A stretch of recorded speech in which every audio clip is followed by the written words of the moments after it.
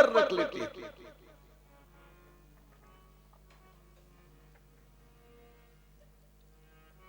भगवतकार कहते हैं देखो, वासना को अपने शरीर में इतना हावी मत होने दो जो तुम्हारे जीवन को नारकीय बना दे। इतनी हिम्मत रखो कि तुम्हारे अंदर उत्पन्न होने वाली वासना तुम्हारे जीवन में किसी प्रकार का कोई व्यवधान पैदा न करे।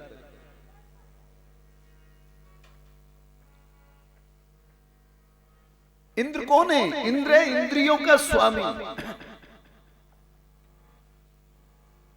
और इंद्रियों में जब व्यवधान पैदा हुआ अपनी अपनी आवश्यकताओं का, तो परिणाम क्या हुआ? मानव के शरीर में उथल पुथल होने लगी।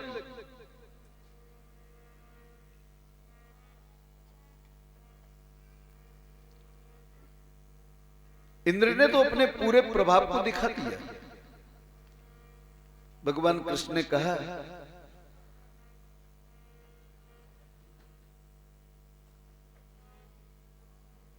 ये इंद्र तुम्हारा कुछ नहीं बिगाड़ पाएगा।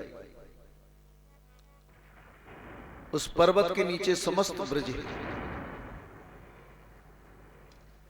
मैया देख रही है, ब्रजवासी सब उसी के नीचे।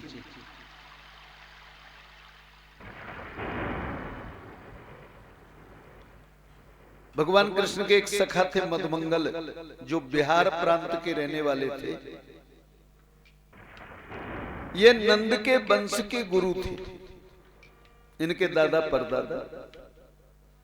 इनके वंश में कोई बाकी बचा नहीं था, केवल ये मधुमंगल बचे थे। और इनकी एक काकी थी पूर्णमासी पुरोहितानी, जो सांदीपन गुरु की बहन थी, वो जिंदे थे। ये दोनों के दोनों ब्रज में आ गए थे अपने यजमानों की। मधुमंगल ने कहा भी था,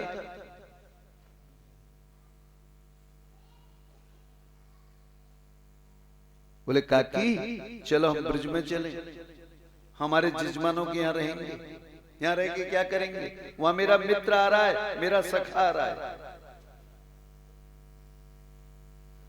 मैया जसोदा से एक दिन मधुमंगल ने कहा, बोले देख मैया, बोले हाँ, बोले अब तू सावधान रहना, ये जो मेरा मित्र है ना वो तुम्हारे घर में आ रहा है। 2-3 महीने बाद मैया को ऐसा लगने लगा जैसे मेरे गर्भ में कोई बालक पल रहा है। अचंभे में पड़ गई।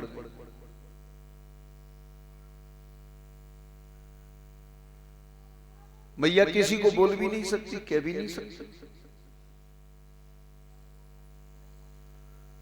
मैया की उम्र 60 वर्ष के ऊपर हो रही थी। इनके गर्भ में बालक, मैया को एहसास हुआ। यह एहसास किसने कराया? योग माया ने।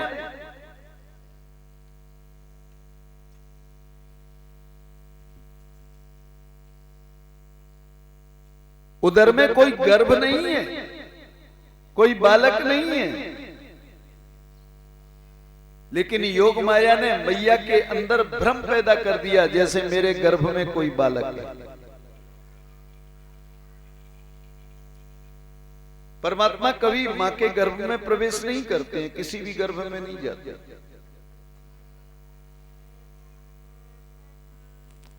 लेकिन महाराज एक गर्भ ऐसा है जिसमें परमात्मा को भी बंद रहना पड़ा।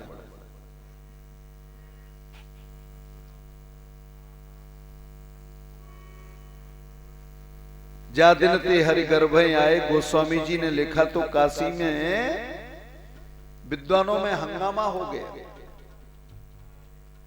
विद्वानों ने खुला चैलेंज दिया तुलसी को, तूने हमारे ब्रह्म को, हमारे परमात्मा को एक स्त्री के गर्भ में बैठा दिया।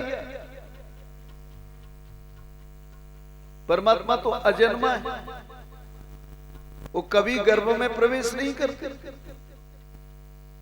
वो भी एक स्त्री के गर्भ से।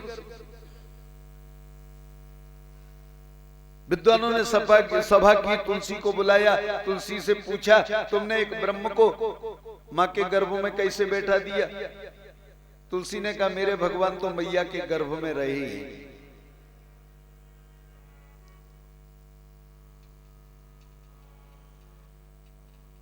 भगवान को मां के गर्भ से प्रकट होना है। मां को एहसास करा रहे हैं कि मैं तुम्हारे गर्भ में हूं। बोले भगवान कभी गर्भ में नहीं आते। तुलसी ने कहा किससे प्रमाण दूं? भगवान को भी गर्भ में आना पड़ता है। बोले कभी गर्भ में नहीं आते। बोले का तुम्हारा वेद कहता है। वेद कहता है कि परमात्मा गर्भ में निवास करते हैं।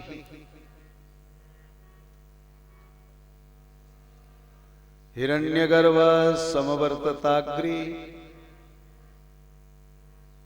परमात्मा कैसे है? हिरण्यगर्भ। हिरण्यगर्भ माने स्वर्णकार, स्वर्ण के जैसा एक गोलाकार अंडा, गोल अंडे की तरह, उसमें से परमात्मा का प्राकट्य हुआ है। इसलिए वेद मंत्र ने कहा हिरण्यगर्भ समवर्तताग्रे और भूतस्य जातः पतिरेक आसीत।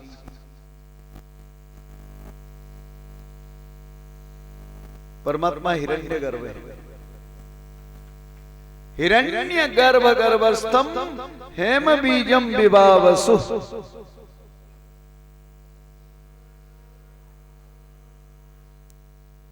परमात्मा हिरण्यगर्भ है।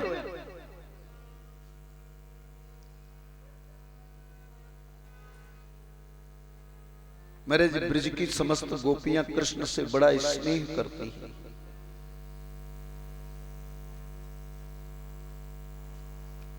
परमात्मा एक है, गोपियां अनेक हैं। हर गोपी को आभास होता है कृष्ण मेरे।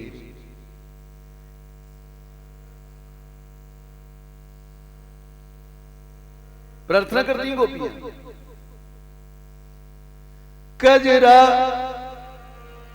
बड़े प्रेम से प्रार्थना करती हैं। कजरा बन के लग जा ओ कजरा बन के बस जा ओ आजा मोरी अखियन में। कजरा बन के ओ कजरा बन के ओ कजरा बन के लग जा ओ आजा मोरी अखियन में। आजा मोरी अखियन में, आजा मोरी अखियन में, बस जा मोरी अखियन में। ओ कजरा बन के ओ कजरा बन के ओ कजरा बन के बस जा ओ आजा मोरी अखियन में। कजरा बन के लग जा ओ आजा मोरी अखियन में।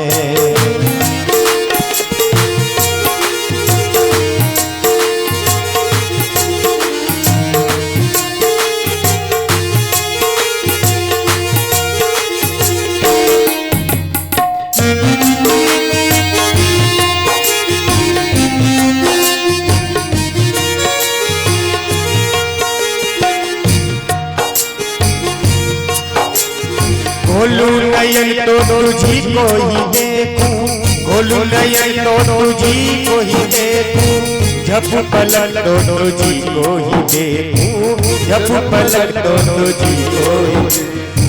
खोलू नयन तो तुझी को ही देखूं, जब पलक तो तुझी को ही देखूं।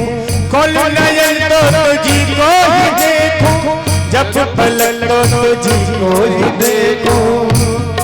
ओ तुझे देखूं मैं, ओ तुझे देखूं मैं, ओ तुझे देखूं मैं आठों याम। ओ आजा मोरी अखियन में, कजरा बन के बस जा ओ आजा मोरी अखियन में। आजा मोरी अखियन में, आजा मोरी अखियन में, बस जा मोरी अखियन में। ओ कजरा बन के ओ कजरा बन के ओ कजरा बन के लग जा ओ आजा मोरी अखियन में। कजरा बन के लग जा ओ आजा मोरी अखियन में।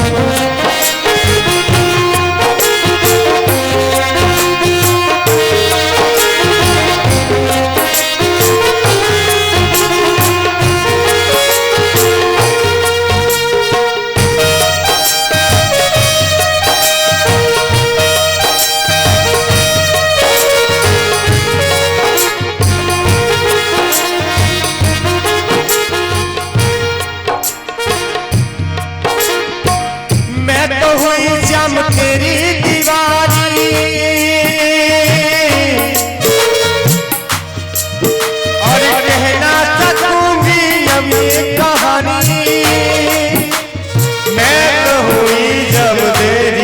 दीवानी, कह ना सकूंगी किसी से कहानी।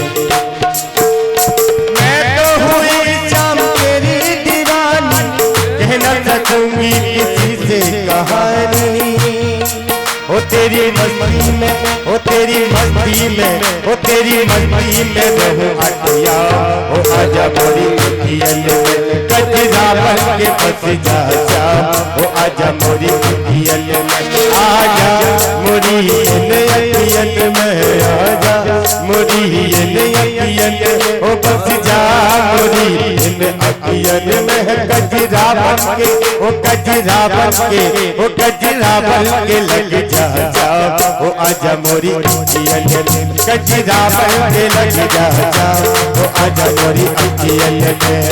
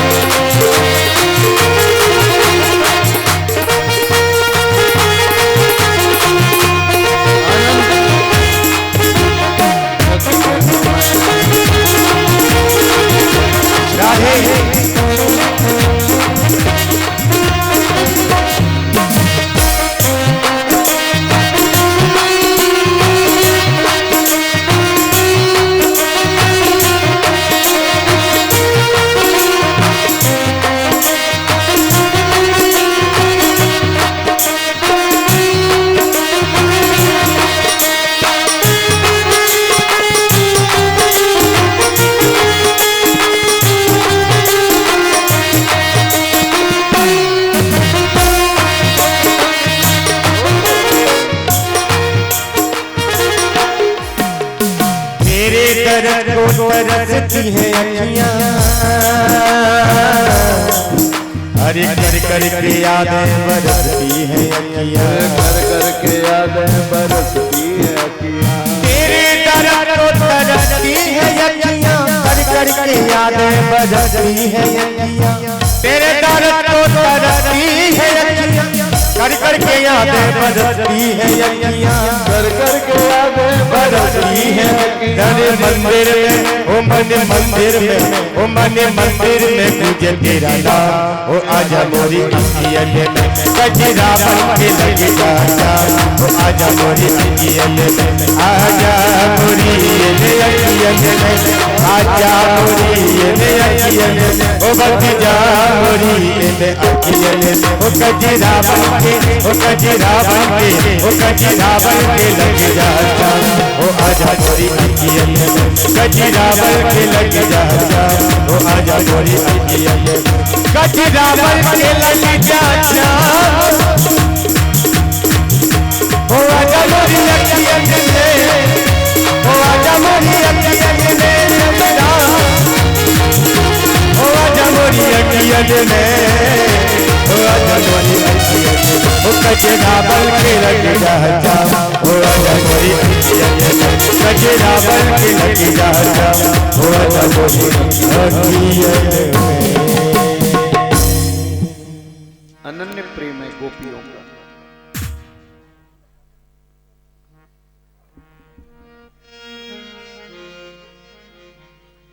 अपनी एक लाठी को लगाया मनसुख ने, बोले कहा मैया तू अपने बेटे को बड़ो अभिमान करे।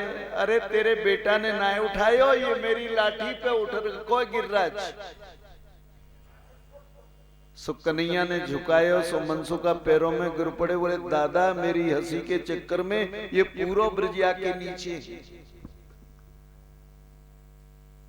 बड़ी जल्दी से माफी मांग ली। राधा जी के साथ उनकी सब सखियां बैठी जो कन्हैया को अपनी आंखों में बसाए हुए थी।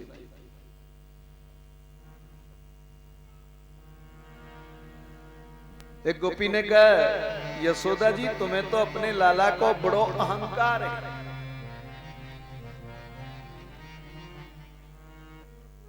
अरे इस पर्वत को तुम्हारे लाला ने नहीं उठा रखा, ये तो हमारी राधा जी की कृपा है।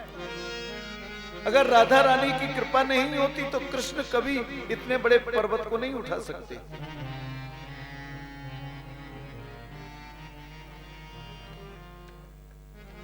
कन्हैया ने झुकाने की कोशिश की, राधा जी ने थोड़ी सी नजर बदली, कन्हैया घबरा गए।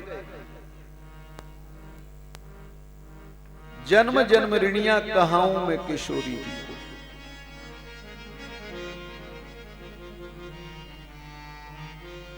थक गए पर्वत, माने मेघ 7 दिन तक बरसात की, लेकिन ब्रज का कुछ नहीं बिगड़ा।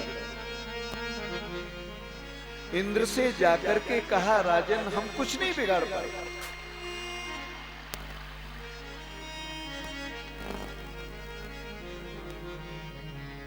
इंद्र लज्जा को प्राप्त हो गया। कुछ समय के बाद में इंद्र कामधेनु को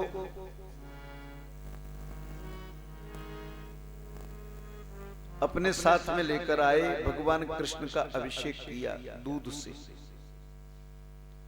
उनका स्तवन किया। इंद्र ने केवल 11 श्लोकों में प्रार्थना की है कृष्ण की, 11 श्लोक।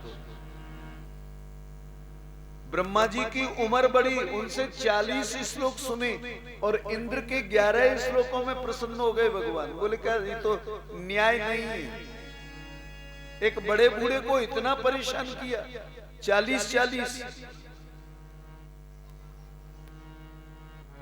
भगवान कृष्ण ने कहा, ब्रह्मा का दोष इंद्र से बड़ा था। इंद्र ने मुझको मेरे भक्तों से साल भर तक दूर रखा। अपराध तो इंद्र ने भी किया, लेकिन इंद्र ने बहुत कम किया।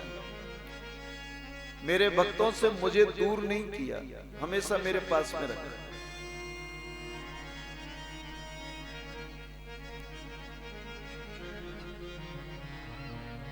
गिरिराज जी प्रत्यक्ष देवता है महाराज। अब तो ब्रज में गिरिराज जी का बड़ा प्रभाव है, ये सच्चाई है। हम लोग जब अध्ययन करते थे, पढ़ते थे, तब हम वृंदावन के प्रभाव को समझ नहीं पाए, न ब्रज के प्रभाव को समझ पाए, क्योंकि विद्यार्थी थे, बड़ी दुनिया में रहा करते थे अपने।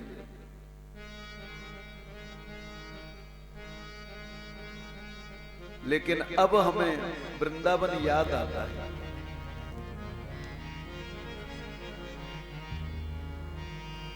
वृंदावन धाम को बासु भलो, जहां पास बहे जमुना पटरानी। जो नर नहाई के ध्यान धरे, वैकुंठ मिले तिनको रजधान। के वेद पुराण बखान कहे, और संत मुनि सन के मन मानी। जमुना जमदूतन टारत हैं, भव टारत हैं श्री राधिका रानी।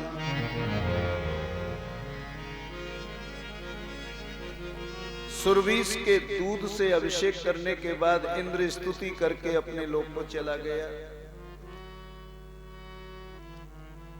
उसके बाद में कथा आई है महाराज एकादशी की।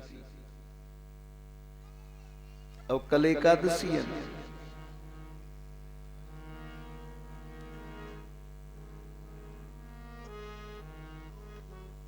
लोग एकादशी का व्रत करते हैं, फिर उसका उद्यापन करते हैं, बड़े आनंद की बात है।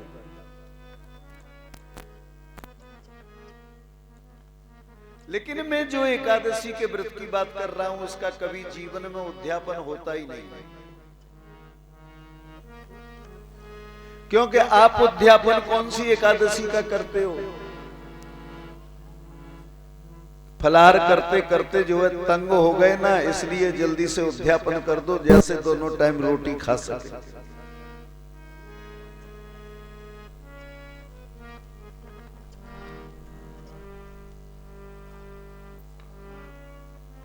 एकादशी का व्रत करना चाहिए। श्रीमद् भागवत 10वां स्कंद और 10वें स्कंद का 28वां अध्याय।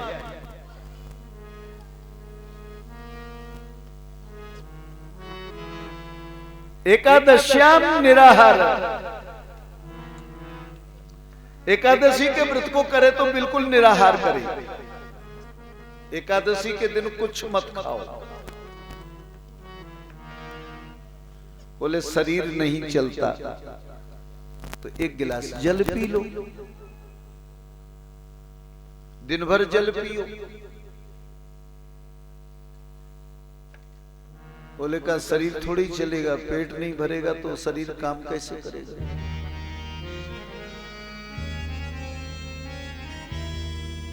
बोले कोई बात नहीं, एक गिलास दूध ले लो। अरे बोले दूध से कोई पेट थोड़ी भरता है। तो बोले का फलार करो, फल ले लो। बोले फल से भी तृप्ति नहीं होती। तब ऋषियों ने कहा तुम फराल करो।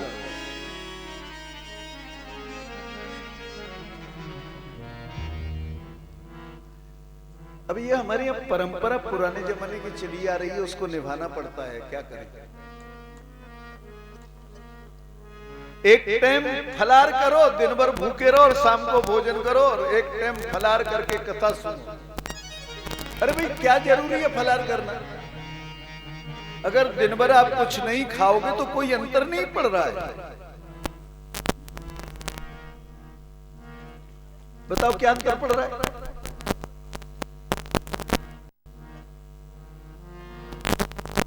लेकिन दिन में नहीं। फलार क्यों किया जाता है कि अगर भूख लगी है थोड़ा शरीर के लिए तो फल ले लो। हम फलार के नाम से महाराज जानते हो आप, कूटू की जलेबी खाते हैं। बोलिए गोपाल कृष्ण भगवान की।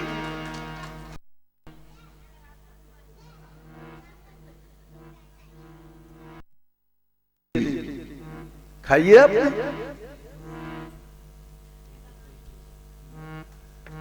एकादश्याम निराहार, बिल्कुल निराहार रहो।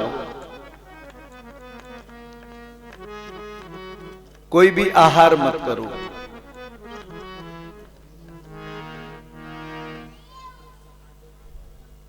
कोई भी भोजन मत करो।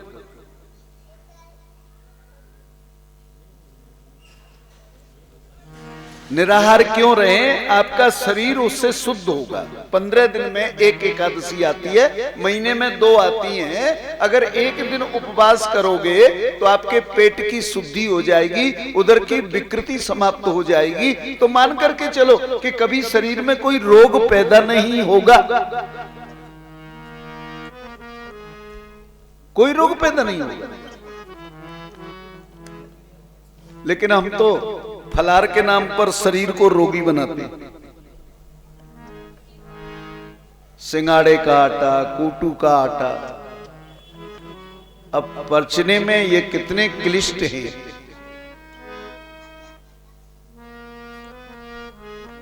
अगर साबूदाने को आप बनते हुए अपनी आंखों से देख लोगे, अब नहीं है, अब तो बदल गया क्रम। अब तो मेरे जी मशीनें इतनी आ गई हैं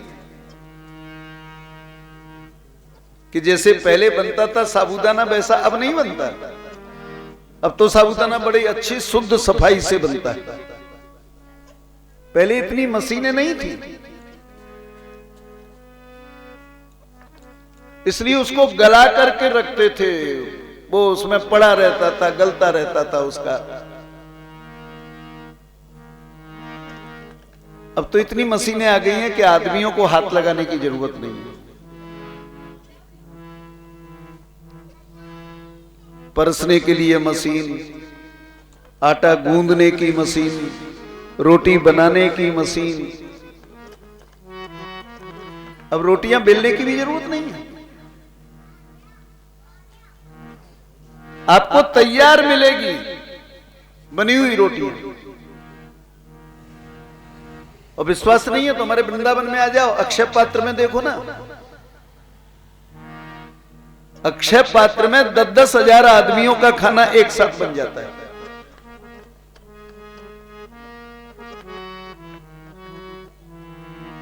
तो एकादशी को निराहार रहो। आपको जो है रोकना चाहिए किसको? जिह्वा को। एकादशी को मौन रहो तो और अच्छा है, बिल्कुल बात मत करो। क्योंकि आदमी के अंदर गुस्सा भरा हुआ है, तो एकादशी का व्रत करो तो गुस्सा तो आएगा। अगर आपने गुस्सा कर लिया दिन भर में तो एकादशी के व्रत करने से कोई लाभ नहीं है। बाबा नंद ने एकादशी का व्रत किया और नंद जी एकादशी का व्रत करके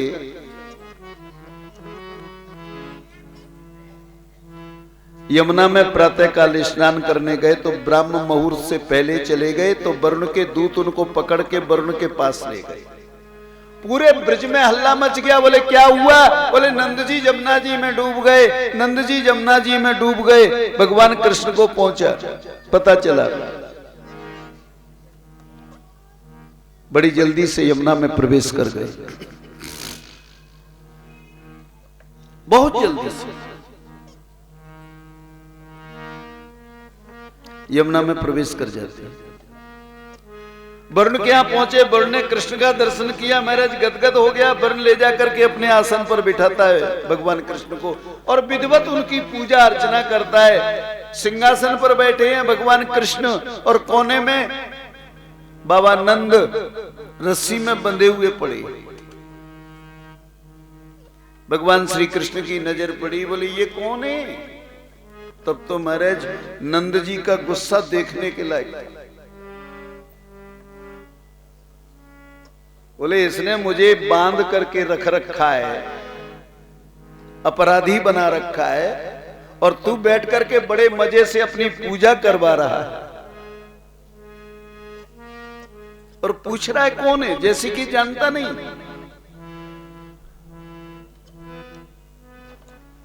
वरुण ने कहा महाराज इन्होंने अपराध किया है हमारा, आज ब्राह्म मुहूर्त से पहले जो है जल में प्रवेश कर गए।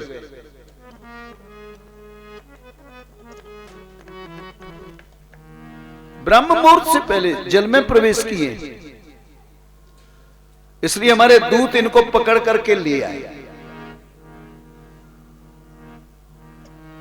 बड़े अच्छे समय पर आए हो आप, हमारे इस अपराधी को दंड की व्यवस्था करो, आप जो कहोगे वही सजा इसको देंगे। भगवान कृष्ण का जानते हुए कौन है? ये मेरे बाबा नंद हैं। और जो पता चला सो महाराज वरुण तो कांप गया, बड़ी जल्दी से बंधन मुक्त किया। भगवान कृष्ण बाबा नंद को लेकर के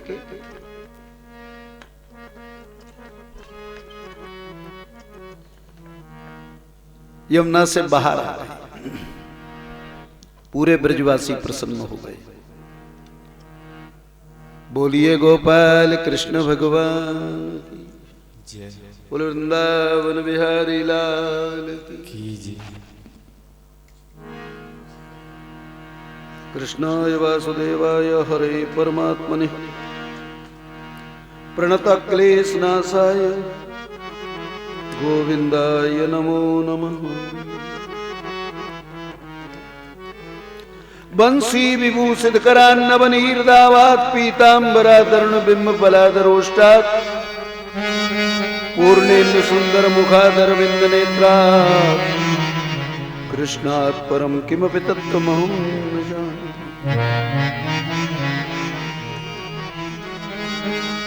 ओम क्लीं कृष्णाय नमः।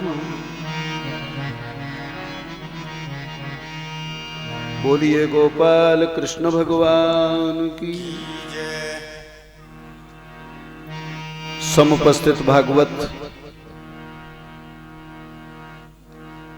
हम आपके बीच में अभी भागवत के प्राणों का दर्शन करा रहे हैं।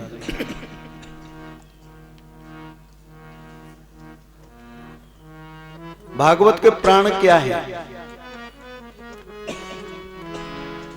प्राण कितने होते हैं? प्राण 5 प्रकार का होता है।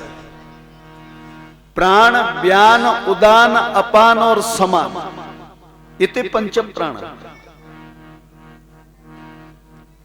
रास पंचाध्याय में भी 5 अध्याय है। ये भागवत के प्राण हैं। बोले रास किसको कहते हैं? रसानाम समूहो इतिस्ते रासः। जहां रसों का समूह एक साथ इकट्ठा हो जाए वो रास कहलाता है। रसो वही सह, क्योंकि रस